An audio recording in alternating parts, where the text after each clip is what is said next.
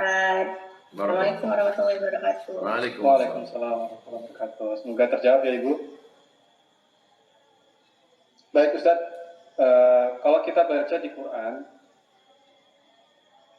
kisah para nabi Ustaz ya, kalau kita pelajari, mereka tuh hampir semuanya, para nabi itu menempuh jalan yang penuh dengan kesakitan, kesedihan, kecewaan gitu Ustaz ya. Dari mulai Nabi Nuh yang dengan anak dan istrinya yang meninggalkan dakwah gitu ya, Nabi Ayub dengan sakitnya, Nabi Yunus dengan kegelapan dimakan di perut paus, dan Nabi Yusuf dengan kemalangan naik turun hidup, begitu juga Nabi kita Nabi Muhammad SAW.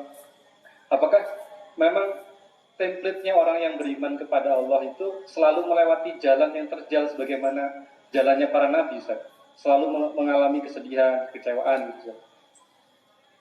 Sekarang dibalik. Apakah kalau jadi orang jahat hidupnya enak, nyaman?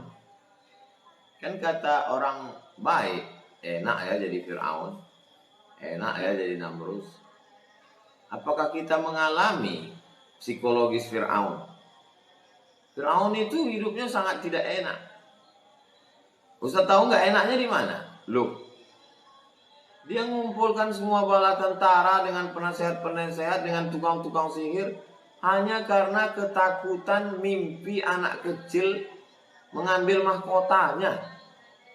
Itu kan tekanan psikologis luar biasa, itu stres itu Fir'aun. Jadi mengerahkan orang untuk menyembelih anak laki-laki. Saya nyembelih ayam aja nggak pernah. Menyembelih binatang kurban 2 tahun yang lalu itu karena terpaksa setelah pelatihan juleha, juru sembelih halal. Mau nggak mau mesti ngasih contoh. Kalau sehari-hari nyembelih ayam nggak sampai hati saya. Dia bisa menyembelih anak, itu kan gila sebetulnya. Itu gila psikologis. Jadi kita coba berpikir, menjadi orang jahat juga ternyata tidak enak-enak aja, tidak nyaman-nyaman aja. Jadi orang baik ada penderitaan. Jadi orang jahat juga ada penderitaan. Lalu kenapa kita pilih jadi orang jahat?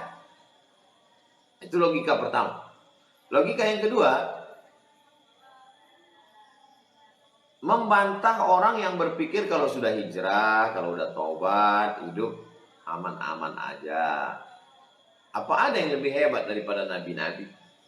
Apakah ada yang lebih bersih daripada nabi-nabi? Nabi-nabi lah yang paling bersih dibanding orang bertaubat. Tapi lihatlah bagaimana Nabi Nuh, bagaimana Nabi Ayub, bagaimana Nabi Yusuf, bagaimana Nabi Musa, bagaimana Nabi Isa, bagaimana Nabi Ibrahim. Siapa nabi yang lepas dari penderitaan? Siapa nabi-nabi yang lepas daripada kesakitan? Nah, jadi ketika kita sudah taubat, hijrah, datang sesuatu, ya kita menjadi enjoy saja. Begitulah rupanya hidup yang diberikan Allah Subhanahu wa taala. Ada saja ujian yang diberikan Allah. Yang penting kita istiqomah. Itu yang paling penting. Yang paling penting bagaimana kita menjalani hidup, apapun yang diberikan Allah kita bisa dekat. Dijadikan Allah sesuatu sesuai harapan kita, kita lebih dekat dengan Allah dengan syukur.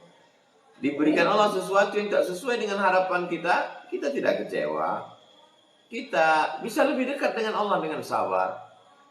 Sujud kita lebih lama, tasbih kita lebih banyak, sholawat kita lebih khusyuk, zikir kita lebih kuat, bacaan Quran kita lebih berjus-jus. Jadi semuanya kebaikan. Semua yang kita terima dari Allah, semuanya baik. Kalau memandangnya dengan pandangan hakikat. Kalau kita pandang hakikat, ya semua dari Allah. Semuanya baik. Yang tidak baik itu kan kata orang. Antara Nabi Muhammad dengan Abu Lahab. Nabi Muhammad tidurnya di atas anyaman pelepah kurma. Abu Lahab tidurnya di atas sutra. Kalau pakai standar orang sekarang, berarti yang baik itu Abu Lahab. Yang meninggalkan kampung halaman Nabi Muhammad, yang terusir. Yang tetap di rumahnya Abu Jahal. Berarti yang Jadi logika berpikir itu tidak benar. Jadi ketika kita sudah bertaubat, sudah hijrah, itu yang hijrah itu bukan cuma ibadahnya, bukan cuma pakaiannya, tapi logika berpikirnya juga ikut hijrah. Kalau logika berpikirnya tidak ikut hijrah, itu bahaya nanti. Nanti komplain ke Ustadz. Saya ini udah hijrah kok gini Ustadz. Itu salah satu tanda pikirannya belum hijrah. Makanya tema malam ini saya tekankan yang pertama adalah rasa tidak senang. Ini rasa. Rasanya juga mesti ikut hijrah. Kalau rasanya tidak ikut hijrah, nanti bahaya. Pakaian udah, tempat kerja udah, tapi rasanya belum. Bisa balik lagi. Berapa banyak artis-artis yang balik. Kenapa? Rasanya belum hijrah. Rasanya gimana? Ya rasa orang yang hijrah itu apapun yang diberikan Allah itu indah. Nabi Musa antara di istana Fir'aun dengan terusir saat jalan dengan anak Syuaib itu sama-sama indah bagi dia. Nabi Yusuf antara di dalam sumur dengan di penjara dengan di rumah Aziz itu bagi dia sama aja semua. Karena semuanya itu adalah dari Allah. Makanya dia bilang as-sijnu ahabbu ilayya, aku lebih milih penjara. Maka orang udah yang sampai ke level itu, ketika Buya Hamka ditanya, nggak sakit hati, nggak kata Buya Hamka. Kalau saya nggak penjara, ini tafsir Al-Azhar nggak selesai. Itu kan jawaban itu orang yang sudah sampai ke level itu. Kalau tidak sampai ke situ, membingungkan. Karena hati masih dipenuhi kemarahan, kekecewaan, sakit hati, dendam kesumat, dan lain. Lagi-lagi masalah rasa.